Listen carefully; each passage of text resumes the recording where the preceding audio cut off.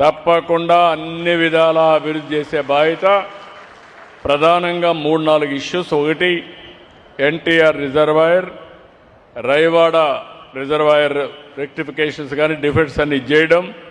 మూడోది ఇండస్ట్రీ తీసుకురావడం. ఇక్కడ చదువుకున్న వాళ్ళకు ఉద్యోగాలు వచ్చేట్టుగా స్కిల్ యూనివర్సిటీ కింద ఒక ఇన్స్టిట్యూట్ పెట్టి ఇక్కడ చదువుకున్న వాళ్ళకి ఈ జిల్లాలో ఉద్యోగాలు వచ్చేట్టుగా చేయడం.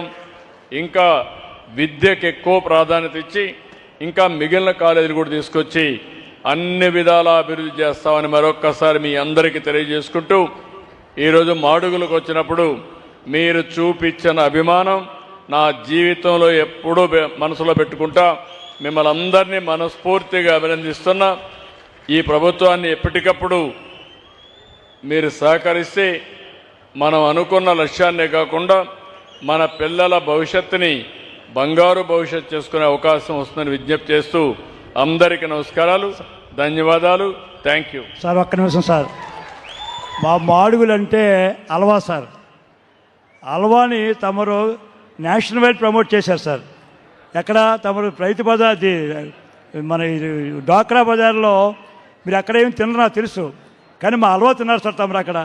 దాంతో మాకు ఇమేజ్ పెరిగింది, మా సేల్స్ పెరిగాయి సార్. అందుకు మా మాడుగుల అల్వా తమకు small gift sir.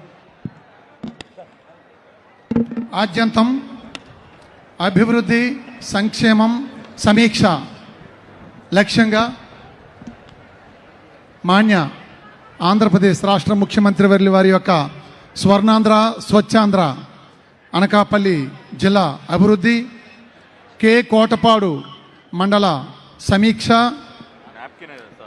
Allamanda Koduru గ్రామ అభ్యున్నతి ధ్యేయంగా 7 పదుల వయస్సులో వారు నిత్యం పరిశ్రమిస్తూ ఫోటో చేస్తుందా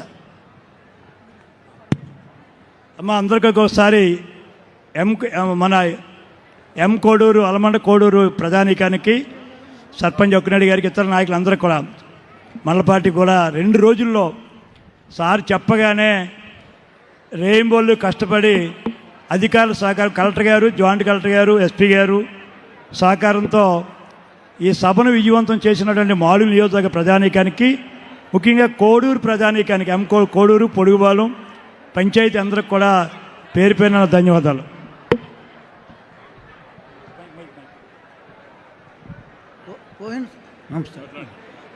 పోయినసారి మనం పోలవరంలో కలిసినప్పుడు నాకు మొట్టమొదటిసారిగా మీరు పరిపాలనకు వచ్చినాక వాస్తు చూస్తే 10,000 వచ్చింది, 5,000 ఇచ్చాను. ఈ 5 సంవత్సరాలు మీ పరిపాలనలో ఎంత డబ్బు నాకు వస్తే అంత డబ్బులో